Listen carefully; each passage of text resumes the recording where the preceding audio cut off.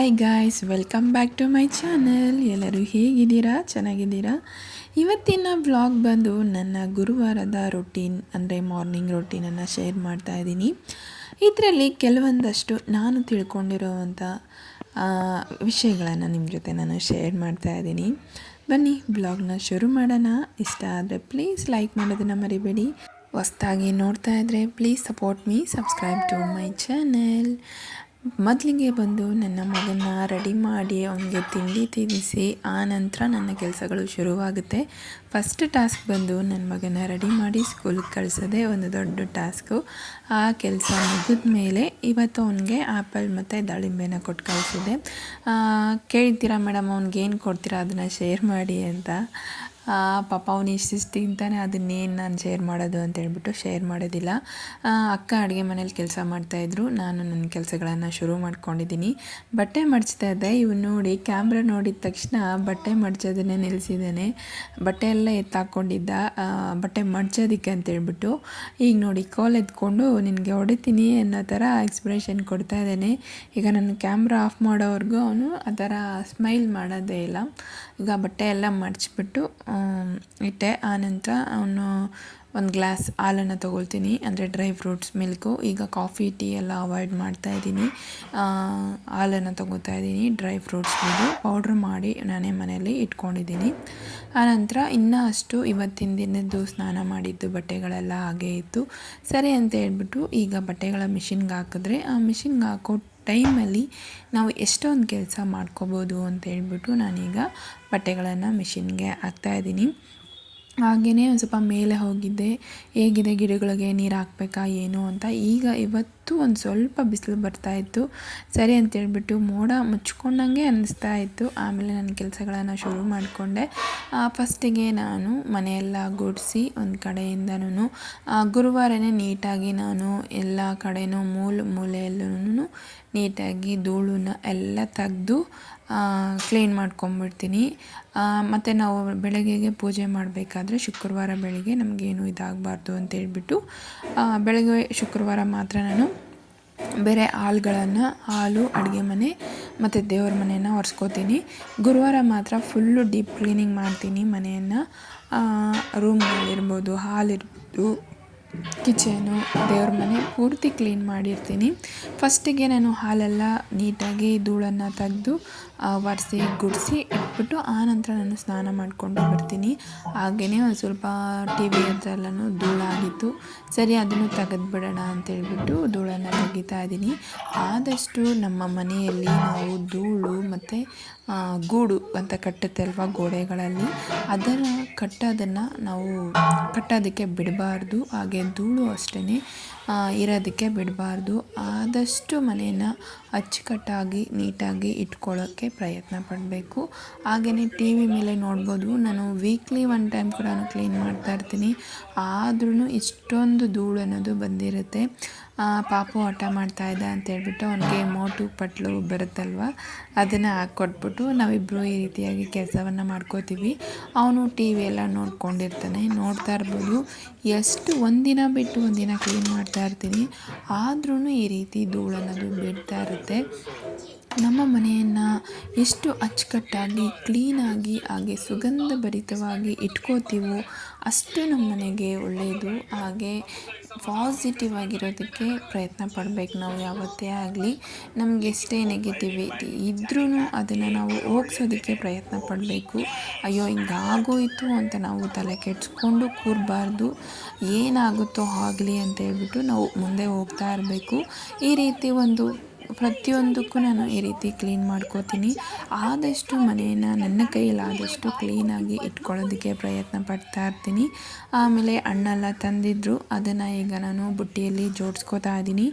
ಯಾಕಂದರೆ ದಿನ ಬೇಕು, ಬಾಕ್ಸ್ಗಾಗ್ಬೋದು, ನಾವು ತಿನ್ನೋದಕ್ಕಾಗ್ಬೋದು, ಮಕ್ಳಿಗಿರ್ತಾರಲ್ವ ಹಣ್ಣುಗಳು ಬೇಕೇ ಬೇಕು. ತೊಗೊಬಂದಿದ್ರು, ಅದು ಹಾಗೆ ಕವರಲ್ಲಿ ಇದ್ಬಿಟ್ಟಿತ್ತು.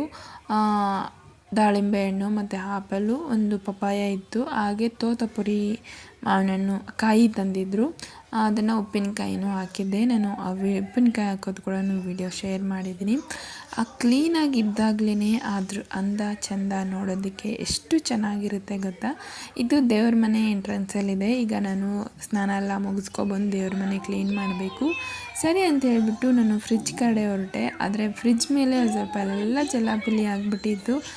ಮಕ್ಕಳದೇ ಆಟ ಸಾಮಾನೆಲ್ಲ ತುಂಬ್ಕೊಂಬಿಟ್ಟಿತ್ತು. ಸರಿ ಅಂತ ಹೇಳ್ಬಿಟ್ಟು ಅದನ್ನು ಈಗ ನಾನು ಕ್ಲೀನ್ ಮಾಡ್ಕೋತಾ ಇದ್ದೀನಿ ಫ್ರಿಜ್ಜಿನ. ಹಾಗೆ ಫ್ರಿಜ್ಜಲ್ಲಿ ಕೆಲವೊಂದು ಐಟಮ್ಸ್ ಎಲ್ಲ ಜೋಡಿಸೋದಿತ್ತು. ಅದೆಲ್ಲ ನೀಟಾಗಿ ಒರೆಸಿ ಗುಡಿಸಿ ಆನಂತರ ಅದನ್ನು ಕ್ಲೀನ್ ಮಾಡ್ಕೊಳ್ಳೋಣ ಅಂತೇಳ್ಬಿಟ್ಟು ಈಗ ಒಂದು ಕಡೆಯಿಂದ ಮೇಲಿಂದನೂ ನಾನು ಕ್ಲೀನ್ ಮಾಡ್ಕೊಂಡು ಬರ್ತಾ ಇದ್ದೀನಿ. ಯಾಕಂದರೆ ಫ್ರಿಜ್ ಮೇಲೆ ನಮ್ಮದು ಒಂದು ಸ್ವಲ್ಪ ಮನೆ ಕಟ್ತಾ ಇದ್ದಾರೆ, ಮನೆ ಅಕ್ಕಪಕ್ಕ ಎಲ್ಲನೂ, ಅದರಿಂದ ಇರಬೇಕು ಅನಿಸುತ್ತೆ. ಫುಲ್ಲು ಧೂಳಾಗ್ತಾಯಿದೆ. ಹಾಗೆ ಈ ನಡುವೆ ತುಂಬ ಗಾಳಿನೂ ಇದೆ ಅಲ್ವಾ, ಆ ಗಾಳಿಗೂ ಅರ್ಧ ಧೂಳು ಬರ್ತಾನೆ ಇದೆ. ನಾನು ಈ ಫ್ರಿಜ್ಜಿಗೆ ಕಲರ್ ಸೆಟ್ ಆಗೋ ಥರ ನಾನು ಅದ್ರದ್ದು ಮೇಲೆ ಹಾಕ್ತಾರಲ್ವ ಡಿಸೈನ್ದು, ಅದು ಹುಡುಕ್ತಾ ಇದ್ದೀನಿ. ವೈಟ್ ಇಲ್ಲ ಅಂದರೆ ಆ ಥರ ಪಿಂಕ್ ಶೇಡಲ್ಲಿ ಹುಡುಕ್ತಾ ಇದ್ದೀನಿ. ಗೊತ್ತಿಲ್ಲ ಅದು ಯಾಕೋ ಅದ್ರ ಫ್ರಿಜ್ಗೆ ನೆರವಾಗಿರೋದೇ ಸಿಗ್ತಾ ಇಲ್ಲ. ಸರಿ ಅಂತೇಳ್ಬಿಟ್ಟು ಫ್ರಿಜ್ಜಿನೂ ಹಾಗೇನೇನು ನೀಟಾಗಿ ಕ್ಲೀನ್ ಮಾಡ್ಕೋತೀನಿ. ಇಲ್ಲಾಂದರೆ ಫ್ರಿಜ್ಜಿನೂ ಅಷ್ಟೇ ಚಲಾಪಿಲ್ಲಿಯಾಗಿರುತ್ತೆ. ಈಗ ನೀಟಾಗಿ ಎಲ್ಲ ಒರೆಸಿ ಹೂವುಗಳೆಲ್ಲ ಇತ್ತು, ಅದನ್ನೆಲ್ಲ ಎತ್ತಿಟ್ಟಿದ್ದೀನಿ. ಈಗ ತರಕಾರಿಗಳೆಲ್ಲನೂ ಒಂದು ಸೈಡಲ್ಲಿ ಇಟ್ಟಿದ್ದೀನಿ, ಅದನ್ನು ಕ್ಲೀನ್ ಮಾಡ್ಕೊಬೇಕು. ಹಾಗೆ ನಾಳೆ ಪೋಟಕ್ಕೂ ಒಂದು ಸ್ವಲ್ಪ ಹೂವು ಬೇಕಿತ್ತು. ಸರಿ ಅಂತ ಹೇಳ್ಬಿಟ್ಟು ಅದನ್ನು ಎಲ್ಲನೂ ಫ್ರಿಜ್ಜಲ್ಲಿ ಇಟ್ಟಿದ್ದೀನಿ. ಹಾರಗಳು ಬೇರೆ ಒಂದು 4 ಹಾಗೆ ಇಟ್ಬಿಟ್ಟು ಹೋಗ್ಬಿಟ್ಟಿದ್ರು ಫ್ರಿಜ್ನ. ನಾನು ತುಂಬ ಹೊತ್ತು ಆಫ್ ಮಾಡೋಕ್ಕಾಗಲ್ಲ ಅಂತ ಹೇಳ್ಬಿಟ್ಟು ಅದನ್ನು ಪಟ ಅಂತ ಕ್ಲೀನ್ ಮಾಡಿ, ಹಾಗೆ ಸ್ವಲ್ಪ ಕ್ಯಾಪ್ಸ್ ಎಲ್ಲನೂ ಗಲೀಜಾಗಿತ್ತು. ಸರಿ ಅಂತ ಹೇಳ್ಬಿಟ್ಟು ಅದನ್ನು ಈಗ ವಾಶ್ ಮಾಡಿ ಎತ್ತಿಟ್ಕೋತಾ ಇದ್ದೀನಿ. ಹಾಗೆ ಬಾಕ್ಸ್ಗಳು ಕೂಡ ಗಲೀಜಾಗಿತ್ತು. ಸರಿ ಅದನ್ನೆಲ್ಲ ಕ್ಲೀನ್ ಮಾಡಿಕೊಂಡು ಆನಂತರ ಅದಕ್ಕೆ ತರಕಾರಿ ತುಂಬಿಸಿಡೋಣ ಅಂತೇಳ್ಬಿಟ್ಟು ಈಗ ನೀಟಾಗಿ ವಾಶ್ ಮಾಡ್ಕೊತಾ ಇದ್ದೀನಿ. ಈ ರೀತಿಯಾಗಿ ನನಗೆ ಯಾವಾಗ ಟೈಮ್ ಸಿಗುತ್ತೋ ಆಗ ಮಾಡಿಬಿಡ್ತೀನಿ. ಯಾಕಂದರೆ ಪ್ರತಿದಿನವೂ ನಮ್ಮದು ಸುತ್ತ ಕೆಲಸ ಆಗಿರೋದ್ರಿಂದ ಅಷ್ಟು ಫ್ರೀ ಸಿಗೋದಿಲ್ಲ. ನನಗೆ ಫ್ರೀ ಸಿಕ್ಕಿದಾಗ ನನಗೆ ಯಾವುದು ಕ್ಲೀನ್ ಮಾಡಬೇಕು ಅನ್ನಿಸ್ತಾ ಇರುತ್ತೋ ಆವಾಗ ಕ್ಲೀನ್ ಮಾಡ್ಕೊಂಬಿಡ್ತೀನಿ. ಆಲ್ರೆಡಿ ನೋಡ್ಬೋದು ಅದರಲ್ಲಿರೋದನ್ನೆಲ್ಲ ತೊಳೆದು ಇಟ್ಟಿದ್ದಾಯಿತು. ಇನ್ನು ಕೆಳಗಡೆ ಫ್ರೀಝರಲ್ಲಿ ಬಂದು ಕೆಲವೊಂದು ಐಟಮ್ಸ್ ಅಂದರೆ ರೇಷನ್ ಐಟಮ್ಸ್ ಇಟ್ಟಿದ್ದೀನಿ, ಅದನ್ನು ಕ್ಲೀನ್ ಮಾಡಬೇಕು. ಅದು ಒಂದು 10-20 ನಿಮಿಷ ಹಿಡಿಬೋದು ಅಂತ ಅಂದ್ಕೊಂಡೆ ನಾನು. ಆದರೆ ಎಷ್ಟೊತ್ತು ಹಿಡೀತು ಅಂದರೆ 1 ಅವರ್ 1.5 ಅವರ್ ನನಗೆ ಟೈಮ್ ಹಿಡೀತು. ಈಗ ಫ್ರೀಝರಲ್ಲೂ ಅಷ್ಟೇ. ಅಂದರೆ ಈಗ ಹೆಚ್ಚಾಗಿ ರೇಷನ್ ತಂದಿರ್ತೀವಲ್ವ, ಅದು ಕೆಡಬಾರ್ದು ಅಂತ ಹೇಳ್ಬಿಟ್ಟು ನಾನು ಅಡುಗೆ ಮನೇಲಿ ಎಷ್ಟು ಬೇಕೋ ಅಷ್ಟು ಹಾಕಿಕೊಂಡು ಇನ್ನು ಮಿಕ್ಕಿದ್ದೆಲ್ಲ ಈ ರೀತಿಯಾಗಿ ಹಾಕಿಡ್ತೀನಿ. ಆದರೆ ನಮ್ಮ ಮನೆಯಲ್ಲಿ ಫ್ರಿಜ್ಜಲ್ಲಿ ಜಾಸ್ತಿ ಹುಳಿ ಮತ್ತು ಹುಳ್ಳಿಕಾಳನ್ನು ಅಮ್ಮ ಕೊಟ್ಟು ಕಳಿಸಿರ್ತಾರೆ. ಹಾಗೆ ಹೆಚ್ಚಾಗಿ ತೊಗೊಂಡಿರ್ತೀವಿ ನಾವು. ಅದನ್ನು ಈ ರೀತಿಯಾಗಿ ಸ್ಟೋರ್ ಮಾಡಿ ಇಡ್ತೀನಿ. ಈ ಥರ ನೀಟಾಗಿರಬೇಕು ನನಗೆ. ಇಲ್ಲಾಂದರೆ ಏನಾಗುತ್ತೆ ಅಂದರೆ ಏನಾದರೂ ಎತ್ಕೊಳ್ಳೋಕೆ ಹೋದಾಗ ಅದು ನೀಟಾಗಿ ಸಿಗಬೇಕು, ಇಲ್ಲಾಂದರೆ ಒಂದು ಸ್ವಲ್ಪ ತಲೆ ಕೆಟ್ಟಂಗೆ ಆಗಿಬಿಡುತ್ತೆ. ಹಾಗೆ ಬಾಗಿಲು ಅಷ್ಟೇ ತುಂಬ ಧೂಳು ಹಿಡ್ದಿತ್ತು, ಅದನ್ನು ಅಷ್ಟೇ ಕ್ಲೀನ್ ಮಾಡ್ತಾಯಿದ್ದೀನಿ. ಮನೆ ಪಕ್ಕದಲ್ಲಿ ಮನೆ ಕಟ್ತಾ ಇರೋದ್ರಿಂದ ತುಂಬಾ ತಲೆ ಕೆಟ್ಟೋಗ್ಬಿಟ್ಟಿದ್ದೆ ಧೂಳು ಅಂತ. ಆನಂತರ ಸ್ನಾನ ಮುಗಿಸ್ಕೊಬಂದು ಮೊದಲಿಗೆ ಊಟವನ್ನು ಮಾಡಿಕೊಂಡೆ. ಟೈಮ್ ಬಂದು 10:30 ಆಗಿಬಿಟ್ಟಿತ್ತು. ಸರಿ ಇನ್ಯಾವಾಗ ನಾನು ಊಟ ತಿನ್ನೋದು ಅಂತೇಳ್ಬಿಟ್ಟು ಅಕ್ಕ ಮುದ್ದೆ ಮಾಡಿದರು. ಓಕೆ ಅಂತೇಳ್ಬಿಟ್ಟು ಬೇಳೆ ಸಾರು ಮುದ್ದೆ ಮತ್ತು ಸ್ವಲ್ಪ ಅದಕ್ಕೆ ನೆಂಚ್ಕೊಳ್ಳೋಕ್ಕೆ ಉಪ್ಪಿನಕಾಯಿ ಹಾಕ್ಕೊಂಡು ಇಷ್ಟೊತ್ತು ತಿಂದ್ಬಿಟ್ಟು ಅಮ್ಮ ಫೋನ್ ಮಾಡಿದರು. ಫೋನ್ ಮಾತಾಡಿಕೊಂಡೇ ಊಟ ತಿಂದಿದ್ದಾಯಿತು. ಆನಂತರ ಈಗ ದೇವ್ರ ಮನೆ ಕ್ಲೀನ್ ಮಾಡೋದಕ್ಕೆ ಬಂದಿದ್ದೀನಿ. ಬೆಳಗ್ಗೆ ಬೇರೆ ನಿನ್ನೆ ಷಷ್ಠಿನೋ ಏನೋ ಅನಿಸುತ್ತೆ, ಮರ್ತೋಗ್ಬಿಟ್ಟಿದ್ದೀನಿ. ಅದಕ್ಕಂತೇಳ್ಬಿಟ್ಟು ನಮ್ಮ ಮಾವ ದೀಪ ಹಚ್ಬಿಟ್ಟು ಹೋಗಿದ್ರು. ಸರಿ ಅಂತೇಳ್ಬಿಟ್ಟು ದೀಪಗಳೆಲ್ಲ ಎತ್ತಿ ಆ ಮಲ್ಲಿಗೆ ಹೂವು ಅಂದರೆ ಮಳ್ಳೆ ಹೂವು ಚೆನ್ನಾಗೇ ಇತ್ತು.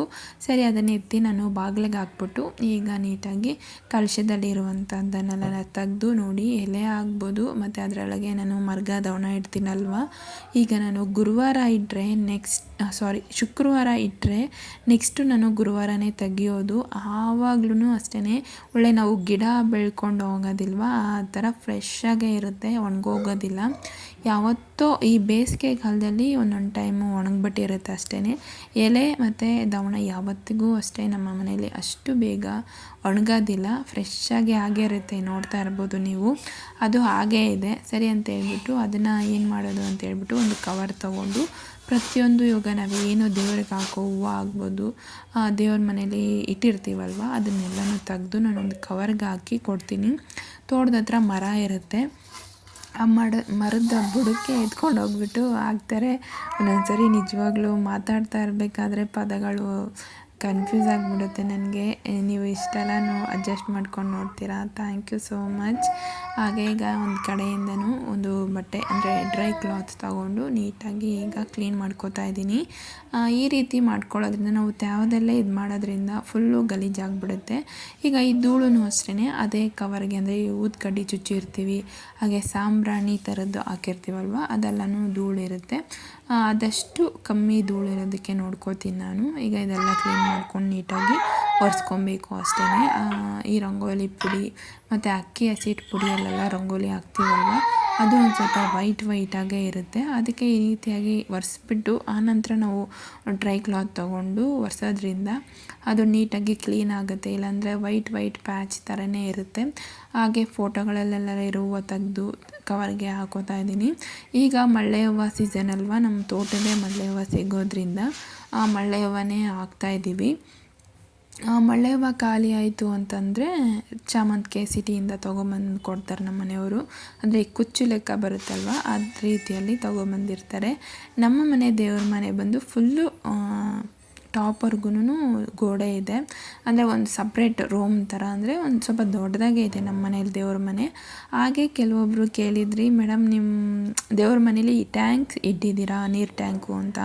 ಹೌದು, ನೀವು ಈ ಕಡೆ ಟೈಲ್ಸ್ ಕಡೆ ನೋಡ್ತಾ ಇದ್ದೀರಲ್ವ, ಅದು ಬಂದು ಬೋರ್ ಹಾಕ್ಸಿದ್ದೀವಿ. ಈ ನೆಕ್ಸ್ಟ್ ನಾನೇನು ಪಾಟ್ ಇಟ್ಟಿದ್ದೀನಲ್ವ ಗ್ರೀನ್ ಮ್ಯಾಟ್ ಹಾಕಿ, ಅದು ಬಂದು 1000 ಲೀಟ್ರ್ ಹಿಡಿಯೋಷ್ಟು ನೀರಿದೆ ಅದರಲ್ಲಿ. ನಾವು ಯೂಸ್ ಮಾಡೋದಿಲ್ಲ, ವರ್ಷಕ್ಕೊಮ್ಮೆ ತೆಗೆದು ಅದನ್ನು ಕ್ಲೀನ್ ಮಾಡ್ಕೋತೀವಿ. ಅದರಲ್ಲಿ ಏನೂ ಗಲೀಜಾಗಿರೋದಿಲ್ಲ.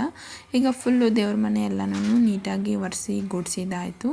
ಈಗ ಕಳಶ ಮನೆಯೆಲ್ಲ ತೊಳ್ಕೊತಾ ಇದ್ದೀನಿ. ನಾನು ಬಳಸೋದು ಬಂದು ಹುಣಸೆ ಹಣ್ಣು ಮತ್ತು ಸಬೀನ ಪೌಡರ್ ಇಷ್ಟು ಮಾತ್ರ ಬಳಸ್ತೀನಿ, ಬೇರೆ ಏನೂ ಬಳಸೋಕೆ ಹೋಗಲ್ಲ.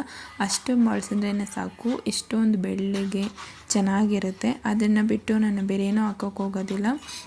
ಒಂದ್ಸರಿ ಏನೋ ಪೀತಾಂಬರಿ ಪೌಡ್ರೇನೋ ತಂದ್ಬಿಟ್ಟು ಹಾಕಿದ್ವಿ, ಅದು ಸ್ವಲ್ಪನೂ ಚೆನ್ನಾಗಿರಲಿಲ್ಲ. ತೊಳೆದಿಟ್ವಿ, ಆನಂತರ ಅದೇನಾಯಿತು ಅಂದರೆ ನೀಟಾಗಿ ಒರೆಸೇ ಇಟ್ಟಿದ್ವಿ, ಆಮೇಲೆ ಫುಲ್ಲು ಬ್ಲ್ಯಾಕ್ ಆಗೋಯಿತು ಬೆಳಗ್ಗೆ ಅಷ್ಟರಲ್ಲಿ. ಇವತ್ತು ಗುರುವಾರ ತೊಳೆದಿಟ್ಟಿದ್ದೀವಿ, ನೆಕ್ಸ್ಟ್ ಡೇ ಪೂಜೆ ಮಾಡಬೇಕು ಅಂದಾಗ ಫುಲ್ಲೂ ಬ್ಲ್ಯಾಕ್ ಆಗೋಯಿತು, ಕಲರ್ ಶೇಡ್ ಆದಂಗೆ ಅನಿಸ್ಬಿಡ್ತು. ಅವತ್ತಿಂದ ನಾವು ಅದನ್ನು ತಂದು ಹಾಕೋದಿಲ್ಲ.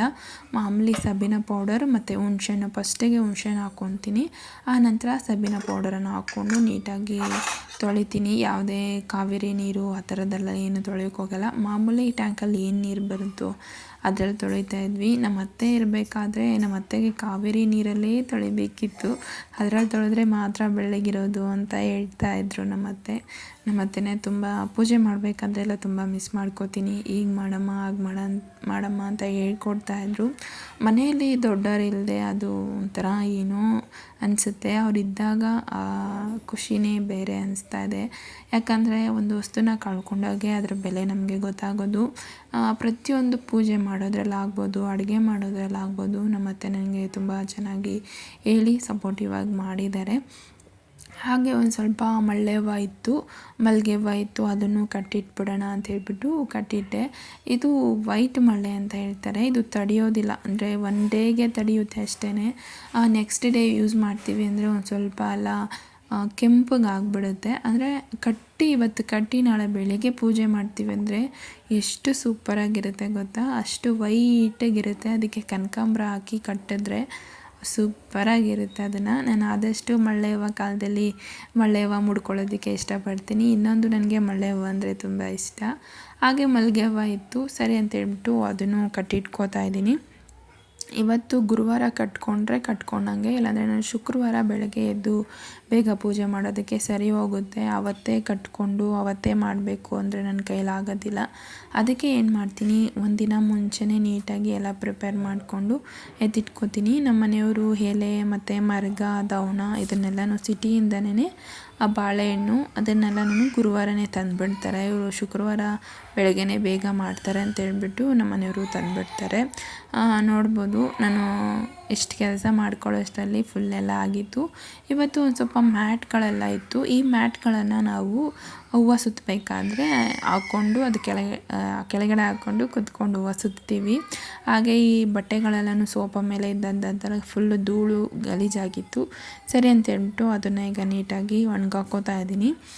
ಬಿಸಿಲು ಬೇರೆ ಬರ್ತಾಯಿತ್ತು. ಓಕೆ, ಈ ಟೈಮ್ಗೆ ಒಣಗಾಕಿದ್ರೆ ಸ್ವಲ್ಪ ಎಲ್ಲ ಫುಲ್ಲು ಡ್ರೈ ಆಗಿಬಿಟ್ಟಿರುತ್ತೆ. ಇನ್ನು ಸ್ವಲ್ಪ ಮಾತ್ರ ಒಣಗಬೇಕಾಗಿರುತ್ತಲ್ವ, ಅದಕ್ಕೋಸ್ಕರ ನಾನೇನು ಮಾಡ್ತೀನಿ, ಏನಾದರೂ ನನಗೆ ಮನೇಲಿ ಕೆಲಸ ಇತ್ತು ಅಂದರೆ ಈ ರೀತಿ ಮಿಷಿನ್ಗೆ ಹಾಕಿ ಬಂದುಬಿಡ್ತೀನಿ. ಇದು ನಾವು ಚಿಕ್ಕ ಮನೇಲಿ ಇಟ್ಟಿದ್ದೀವಿ, ಅಂದರೆ ಮೇಲೆ ಮನೇಲಿ ಇಟ್ಟಿದ್ದೀವಿ. ನಮ್ಮ ಅತ್ತೆ ಇದ್ದರು, ಆ ಮನೇಲಿ ಇಟ್ಟಿದ್ದೀವಿ. ಈಗ ನಾವೇನಿದ್ದೀವಿ ಅಲ್ಲೆಲ್ಲ ಅಂದರೆ ವಾಷಿಂಗ್ ಮಿಷಿನ್ಗೆಲ್ಲನೂ ಮಾರ್ಕಿಲ್ಲ ಅಂತ ಹೇಳ್ತೀವಲ್ವ, ಕಲೆಕ್ಷನ್ ಕೊಟ್ಟಿಲ್ಲ. ಅದಕ್ಕೋಸ್ಕರ ಅಲ್ಲಿ ಹಾಕ್ಬಿಟ್ಟು ಕೆಳಗಡೆ ಬಂದು ನನ್ನ ಕೆಲಸಗಳೆಲ್ಲ ಮುಗಿಸ್ಕೊಂಡು ಆನಂತರ ಹೋಗಿ ನೋಡಿಕೊಂಡು ಆಫ್ ಮಾಡಿ ಒಣಗಾಕ್ಬಿಟ್ಟು ಬರ್ತೀನಿ. ನೆಕ್ಸ್ಟು ಮಾಮೂಲಿ ಹೂವು ಸುತ್ತ ಕೆಲಸ ಇತ್ತು, ದಿಂಡು ಹಾಕೋದು ಬೇರೆ ಬೇಗ ಹಾಕ್ಕೊಡ್ಬೇಕಿತ್ತು. ಆಮೇಲೆ ಅಷ್ಟೊತ್ತಿಗೆ ಪಾಪ ಬಂದ, ಅವನಿಗೆಲ್ಲ ತಿನ್ನಿಸ್ಬಿಟ್ಟು ನಾನು ಊಟ ಮಾಡಿಕೊಂಡು ಒಂದು 10 ನಿಮಿಷ ರೆಸ್ಟ್ ಮಾಡಿಬಿಟ್ಟು ಈಗ ಎದ್ದು ಹೂವು ಸುತ್ತಾ ಇದ್ದೀನಿ. ಇದೇ ರೀತಿಯಾಗಿರುತ್ತೆ ನನ್ನ ದಿನಚರಿ. ನಿಮಗೆ ಇಷ್ಟ ಆದರೆ ಲೈಕ್ ಮಾಡಿ, ಹಾಗೆ ಹೊಸದಾಗಿ ನೋಡ್ತಾ ಇದ್ದರೆ please support me, subscribe to my channel. ಮತ್ತು ಮುಂದಿನ ವ್ಲಾಗಲ್ಲಿ ಸಿಗೋಣ. ಅಲ್ಲಿವರೆಗೂ ಟೇಕ್ ಕೇರ್, ಬಾಯ್. ಇಲ್ಲಿವರೆಗೂ ನನ್ನ ವಿಡಿಯೋ ನೋಡಿದ್ದಕ್ಕೆ thank you so much. Bye.